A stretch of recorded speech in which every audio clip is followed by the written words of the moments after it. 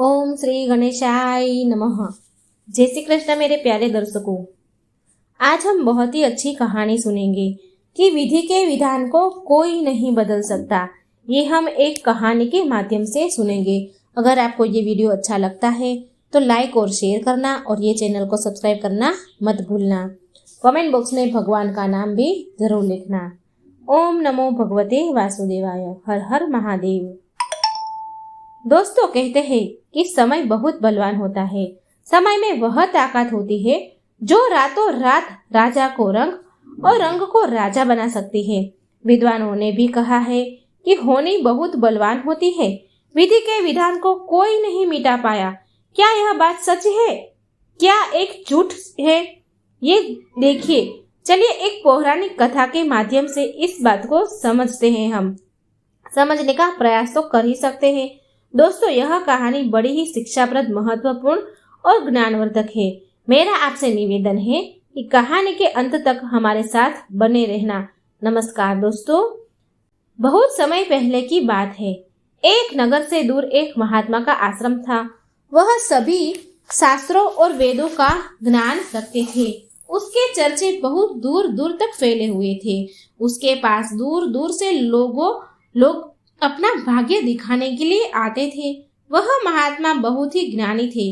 जिन लोगों का भी भाग्य देखकर उन्हें बताते थे, वह बात सच साबित होती थी। दूर से ही उनका भाग्य पढ़कर यह बता देते थे कि उनके भाग्य में क्या लिखा हुआ है। भूतकाल, भविष्य और वर्तमान तीनों काल का ज्ञान रखते थे। उसी नगर में एक पति और उनकी पत्नी रहते थे। उसकी पत्नी धर्म और आस्था में बहुत विश्वास रखती थी। उनके कोई संतान नहीं थी। गांव के लोगों से सुना था कि गांव में एक महात्मा है जो किसी का भी भाग्य बता देते हैं कि उसके भाग्य में क्या लिखा है। उन्होंने सोचा कि क्यों ना हम भी एक बार उस महात्मा के दर्शन करें। और अगली सुबह वह पंडित और उसकी पत्नी उस महात्मा से मिलने के लिए निकल जाते हैं। वे दोनों उस महात्मा के आश्रम में आकर रोने लगे। महात्मा दोनों को चुप कराते हुए पूछते हैं, बेटा, क्यों रो रहे हो तुम? तुम्हें क्या दुख है? मुझे बताओ, मैं कोई ना कोई समाधान जरूर निकाल दूंगा। पंडित कहता है, गुरुदेव, हमारी कोई संतान नहीं है। यह दुख हम दोनों को हर दिन अंदर अंदर खाए जाता है। हमने आपका बहुत नाम सुना है, तभी हम आपके पास आए हैं। आप हमारा भाग्य देखकर बताओ कि हमारे जीवन में पुत्र सुख है या नहीं। फिर महात्मा कहते हैं, तुम चिंता मत करो।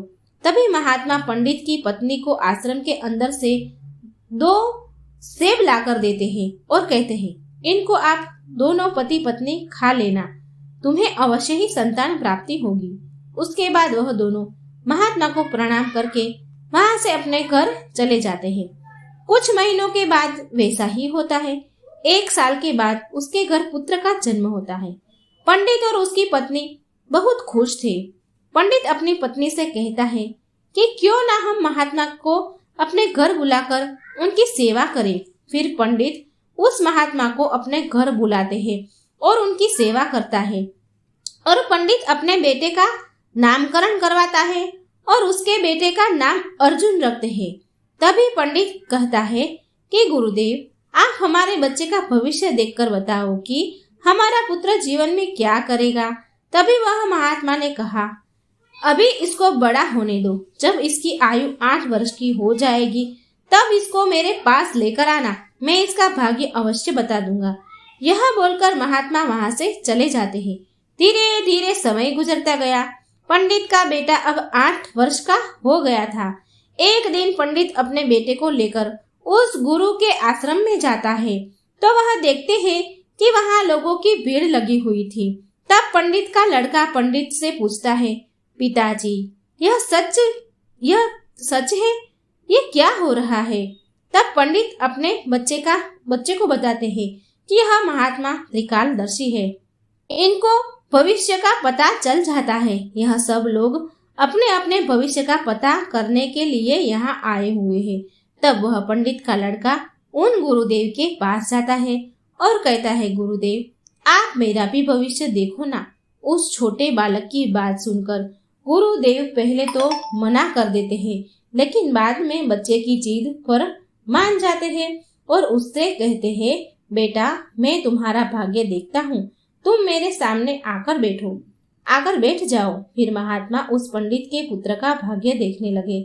उस महात्मा ने अपने ग्रंथ को खोला और फिर पंडित पुत्र की ललाट को देखा। जब उसने गणना की तो महात्मा ने देखा कि पंडित के पुत्र का विवाह तो एक नीच कुल की कन्या के साथ होने लिखा है। जब उसने यह देखा तो यह सोचने लगा कि अब क्या होगा। यह जाति से उच्च कुल का ब्राह्मण है और उसके पुत्र का विवाह नीच कुल की लड़की के साथ होगा। यदि ऐसा हो गया तो यह कहीं का नहीं रहेगा और किसी को अपना मुंह दिखाने के लायक भी नहीं रहेगा। महात्मा यह सब बात उस पंडित को बता देते हैं। पंडित यह सुनकर कहता है, गुरुदेव नहीं नहीं, मैं ऐसा नहीं होने दूंगा। जब मैंने जान लिया तो मैं के भाग्य में क्या है तो मैं उसका भाग्य बदल दूंगा। जब उस महात्मा ने कुछ और गहराई से उस ग्रंथ को देखा और उसकी गणना की तो उसे पता चला कि उसी गंगा के किनारे कई कोसों दूर एक मछुआरे का परिवार रहता है और उसके परिवार में अब तक 5 पुत्रियों का जन्म हो चुका है। और जो मछुआरे की 5वें नंबर की कन्या है, जिसकी उम्र मात्र 3 साल की है अभी, और जिसका नाम उस मछुआरे ने शकुंतला रखा है, पंडित पुत्र का विवाह उस लड़की से होगा, ऐसा उसके पुत्र के भाग्य में लिखा था। यह सब महात्मा पंडित को बताते हैं तो पंडित ने सोचा, मैं अपने पुत्र के भाग्य को जरूर बदल दूंगा। मैं इसमें समर्थ भी हूँ। जब मैंने अपने पुत्र के भाग्य को जान ही लिया है तो मैं इसके भाग्य को बदल ही दूंगा। पंडित कहता है, गुरुदेव मैं भी आज देखता हूँ कि भाग्य बड़ा है या मैं बड़ा। तब वह पंडित ब्रह्मा जी के लिखे हुए विधान को बदलने के लिए चल देता है और चलते चलते वह पंडित उस मछुआरे के घर पहुंच जाता है। जब उस मछुआरों ने देखा कि उज्जैन के एक महान पंडित उसके द्वार पर खड़े हैं, तो उस मछुआरों ने उस पंडित का बड़ा ही आदर सत्कार किया, सम्मान किया और कहने लगा कि मुझ गरीब की कुटिया में आप पधारे हैं, यह तो मेरे लिए सौभाग्य की बात है। पंडित कहने लगा, मछुआरे में कैसी उद्देश्य से तुम्हारा पास आया हूँ? मछुआरे में किसी उद्देश्य से तुम्हारे पास आया हूँ। तुमसे यह जानना चाहता हूँ कि तुम्हारे घर में किसी 3 साल की कन्या ने जन्म लिया है। तो मछुआरा कहने लगा कि हमारे घर में एक पुत्री ने जन्म लिया है जिसकी आयु अभी 3 वर्ष होगी। पंडित ने कहा, क्या उसका नाम शकुंतला है? तो मछुआरा ने कहा, जी पंडित जी, उसका नाम शकुंतला है। पंडित ने कहा कि मछुआरे, मेरा गुरु त्रिकालदर्शी है, उन्होंने मुझे कुछ मंत्र दिए हैं। मैं तो इस रास्ते से जा रहा था तो मैंने देखा तुम पर तो बड़ा और संकट आने वाला है। जब तक तुम्हारी सबसे छोटी पुत्री तुम्हारे घर में रहेगी तब तक तुम्हें पुत्र की प्राप्ति नहीं होगी। यदि तुम अपने घर के आंगन में पुत्र खेलता हुआ देखना चाहते हो तो तुम्हें अपनी छोटी सी पुत्री को अपने घर से दूर भगाना होगा। पंडित के ऐसे वचनों को सुनकर मछुआरा बोला, पंडित जी, अभी वह तो नवजात बालिका है, उसकी आयु तो मात्र अभी 3 वर्ष की है, मैं उसे ऐसी हालत में कहाँ छोड़ सकता हूँ। पंडित ने कहा, मछुआरे, जब मैं तुम्हें यह बात बता सकता हूँ तो मैं तुम्हारी सहायता भी कर सकता हूँ। पंडित उसे कहते हैं कि मेरी कोई पुत्री नहीं है, तुम एक काम करो, तुम अपनी इस कन्या को मुझे दे दो, मैं इसका पालन पोषण करूंगा और जब यह बड़ी हो जाएगी तो मैं अच्छा सा घर वर ढूंढकर इसका विवाह कर दूंगा। फिर मछुआरा पुत्र की लालसा में अपनी नवजात पुत्री को उसी पंडित को दे देता है। पंडित मन में बहुत खुश हुआ और उस छोटी सी कन्या को लेकर चल दिया। चलते चलते वह पंडित सोचता है कि इस कन्या को मैंने मार दिया तो मुझे बाल हत्या का पाप लगेगा। फिर उस कन्या से छुटकारा पाने के लिए वह पंडित एक लोहार के पास जाता है और उस लोहार से एक लकड़ी का एक छोटा सा बक्सा बनवा देता है और उस बक्से में वह उस नवजात कन्या को सुलाकर नदी के जल में प्रवाहित कर देता है। और पंडित सोचने लगता है कि यह बक्सा कुछ दूर ही जाएगा और अपने आप ही डूब जाएगा और यह लड़की भी मर जाएगी। इस तरह इससे मेरा पीछा छूट जाएगा और मुझे बाल हत्या का पाप भी नहीं लगेगा। और वह पंडित अपने घर चले जाता है।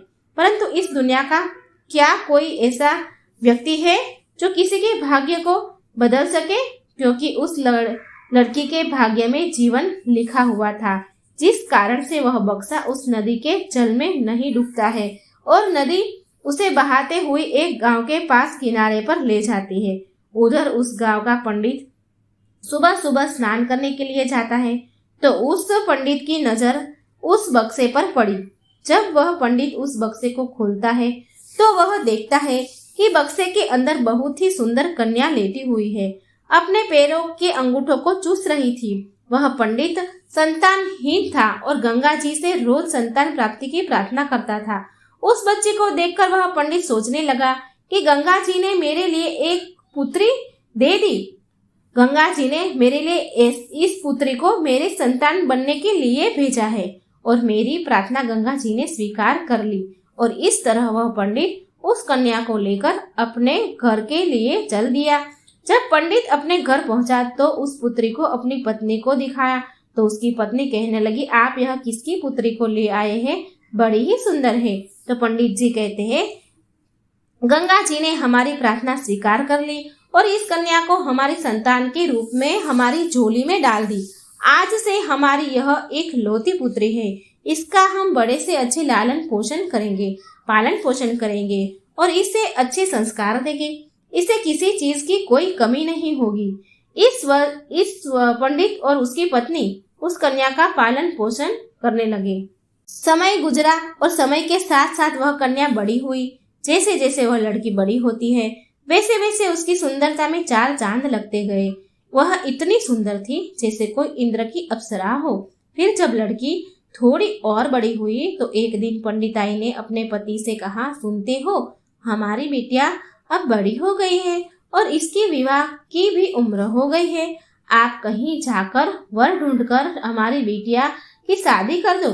पत्नी की यह बात सुनकर पंडित अपनी इकलौती पुत्री के लिए वर देखने के लिए चल देता है। जब आसपास में उसके लायक कोई वर नहीं मिलता है तो पंडित जी अपनी पुत्री को लेकर वर की तलाश करते करते उज्जैन नगरी में पहुंच गए।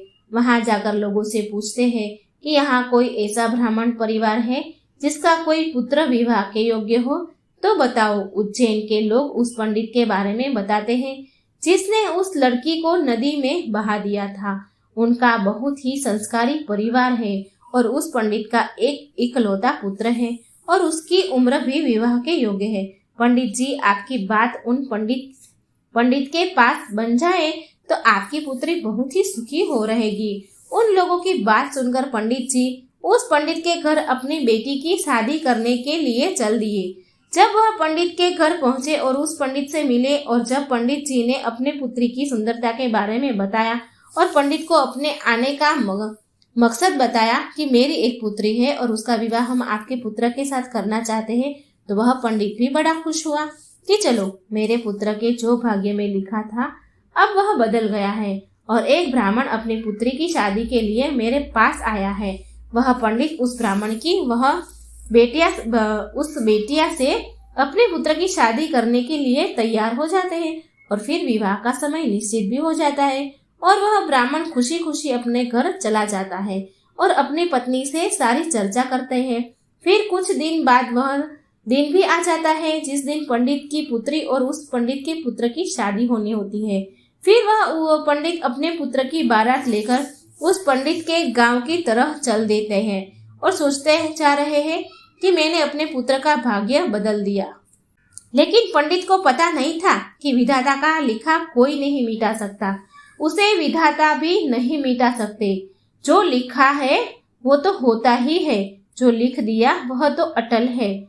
जैसा जिसके भाग्य में लिखा है वैसा तो होकर ही रहता है, चाहे कोई कितना भी जतन कर ले, लेकिन भाग्य का लिखा कोई नहीं मिटा सकता। इस तरह संयोग से आज वही मछुआरे की कन्या आज पंडित की पुत्री बनकर उस पंडित के बेटे के साथ विवाह करने के लिए तैयार हो जाती है, जिसे उस पंडित ने पानी में बहा दिया था। फिर उस लड़की का विवाह उस पंडित के बेटे के साथ हो जाता है और इस तरह वह कन्या पंडित के घर में आ जाती है। पंडित का पुत्र सुंदर सी पत्नी पाकर खुश था। पंडित की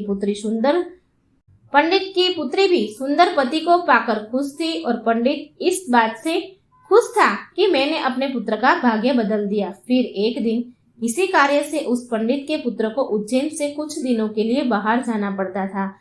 एक दिन वह पंडित अपने बेटे की बहू को लेकर उस महात्मा के आश्रम में जाते हैं। उधर पहुंचकर गुरुदेव को प्रणाम करते हैं और बताते हैं कि गुरुदेव, मैंने विधि के विधान को भी बदल दिया। यह सुनकर गुरुदेव हंसने लगते हैं। पंडित गुरुदेव को हंसते देखते पूछते हैं, गुरुदेव आप हंस क्यों रहे हो? तब गुरुदेव पंडित को बताते हैं कि यह वही लड़की है जिसको तुमने नदी में बहा दिया था। यह सुनकर पंडित का पसीना छूटने लगा। उसने सोचा, यह तो वही मछुआरे की लड़की है जिसे मैंने मरने के लिए नदी में प्रवाहित कर दिया था। ये तो वही लड़की है, फिर यह मेरे घर में मेरी पुत्रवधू बनकर कैसे आ गई? उसने शकुंतला से कहा, पुत्री, तुम अपने पिताजी की एक लौती पुत्री हो ना? तो वह कन्या बोली, जी पिताजी, मेरे असली माता पिता तो बड़े ही दुष्ट थे। उन्होंने मुझे 3 वर्ष की अवस्था में ही गंगा में प्रवाहित कर दिया था और जो मेरे नए माता पिता हैं, इन्होंने मुझे नया जीवन दान दिया। जिस दिन से मुझे नया जीवन दान मिला है, तब से यही मेरे माता पिता है। जब पंडित ने यह साबित कर लिया कि यह वही मछुआरे की लड़की है, तो पंडित ने इस शकुंतला से निजात पाने के लिए, छुटकारा पाने के लिए एक युक्ति निकाली और अपने बेटे की बहू से बोला, बेटी, तुम पहली संतान पुत्र पाना चाहती हो तो मेरे साथ तुम्हें समुद्र पर चलना होगा। जब दोनों ससुर और पुत्र वधू समुद्र पर पहुंचे तो पंडित ने अपने हाथों से एक अंगूठी निकाली और उस अंगूठी को दिखाते हुए समुद्र में फेंक दिया और उससे कहा, बेटी, जिस दिन तुम्हें यह अंगूठी मिल जाए उसी दिन तुम अपने घर आ सकती हो। यह अंगूठी नहीं मिली और तुम अपने पिता के घर पर पहुंच गई या मेरे घर आ गई तो तुम अपने पति को खो दोगी। इसलिए तब तक तुम्हें कहीं नहीं जाना है जब तक यह अंगूठी तुम्हें न मिल जाए। यदि तुम मेरे वचनों को मानोगी तो तुम्हें अवश्य ही पुत्र की प्राप्ति होगी और तुम्हारा भाग्य भी जाग उठेगा। ऐसा कहकर वह पंडित उसको समुद्र के किनारे पर छोड़कर वापस अपने घर लौट गए। शकुंतला ने काफी प्रयास किया लेकिन अंगूठी नहीं मिली। जब अंगूठी नहीं मिली तो वह बेचारी एक रास्ते की तरह चल दी, क्योंकि ना तो वह अपने पिता के घर जा सकती थी और ना वो अपने पति के घर जा सकती थी। फिर चलते चलते जब वह आगे बढ़ी तो सामने से एक राजपूताना परिवार आता हुआ दिखाई दिया जो अपने गांव की तरफ जा रहा था। जब उस राजपूत परिवार ने उस लड़की को देखा तो कहने लगे, बेटी, इस जंगल में तुम अकेले क्यों घूम रही हो? यहाँ तो बहुत ही जानवर रहते हैं। तो वह कन्या बोली, क्या बताओ, मैं विपत्ति की मारी हूँ और मेरा इस दुनिया में कोई नहीं है। तो वह राजपूत परिवार बोला, बेटी, अगर तुम चाहो तो हमारे साथ चल सकती हो। जब शकुंतला ने यह सुना तो वह सहज गई, उनके साथ चलने के लिए तैयार हो गई। इस तरह शकुंतला को उस राजपूत परिवार ने अपने घर खाना बनाने के लिए रख लिया। जो राजपूत परिवार का मुखिया था वह उस पंडित का बहुत ही घनिष्ठ मित्र था। कुछ समय बाद उधर जब पंडित का लड़का अपने घर आया और उसने अपने पिताजी से शकुंतला के बारे में पूछा तो पंडित ने झूठ बता दिया कि गंगा स्नान करते समय तुम्हारी पत्नी शकुंतला डूबकर मर गई। जब पंडित के लड़के ने यह सुना तो उसको बहुत दुख हुआ। उधर राजपूत परिवार जिस गांव में निवास करता था उस गांव का एक पंडित अपने लड़की का रिश्ता लेकर उसी पंडित के घर पहुंच गया। उस पंडित से जब अपनी पुत्री के विवाह के लिए प्रस्ताव रखा तो पंडित ने उस पंडित से कहा, हम अपने पुत्र के साथ तुम्हारी पुत्री का विवाह तो कर लेंगे, लेकिन विवाह से पहले हम तुम्हारी पुत्री को देखेंगे और उसके बाद ही विवाह करेंगे, क्योंकि पंडित को डर था कि कहीं मछुआरा की वही कन्या फिर से विवाह न कर ले जो उसके लड़के के भाग्य में लिखी है। वह पंडित उस पंडित की शर्त मानने के लिए तैयार हो गया और अपने गांव को वापस लौट गया। अब पंडित अपने पुत्र को लिए लड़की देखने के लिए उस पंडित के गांव की तरफ चले गए। उधर जो अंगूठी उस पंडित जी ने समुद्र में फेंकी थी उसे एक मछली निगल गई। एक दिन किसी मछुआरा ने समुद्र में जाल फेंका तो उससे वही मछली मिली जो अंगूठी निकल गई थी। उस जाल में वह फंस गई। मछुआरे ने वो मछली पकड़ ली और वो मछली बेचने के लिए वहीं पहुंच गया जहां वह राजपूत परिवार रहता था। परिवार के मुखिया को मछली खाना बहुत पसंद था, इसलिए उस राजपूत ने उस मछुआरे से उस मछली को खरीद लिया और उस मछली को ले जाकर शकुंतला से कहा, बेटी क्या तुम मेरे लिए मछली पका दोगी? तो शकुंतला बोली, जी पिताजी, मैं मछली तो नहीं खाती हूँ, लेकिन आपके लिए जरूर बना दूंगी। इस प्रकार वह मछली लेकर रसोई में काटने लगी। जब शकुंतला ने उसी मछली को काटा तो उसके पेट से वही अंगूठी निकलकर जमीन पर गिर पड़ी। जब शकुंतला ने उस अंगूठी को देखा तो वह पहचान गई और अंगूठी पाकर बहुत खुश हुई। उधर वह पंडित अपने पुत्र को लेकर पंडित के गांव में पहुंचा और अपने बेटे से कहने लगा कि पुत्र, इस गांव में हमारे धनिष्ठ राजपूत मित्र रहते हैं, पहले हम उनके पास चलते हैं, उसके बाद हम तुम्हारे लिए लड़की देखने के लिए पंडित जी के घर जाएंगे। पंडित के बेटे ने जब अपने पिता के ऐसे वचन सुने तो वह बोला, पिताजी जो आप अच्छा लगे आपको वही करो।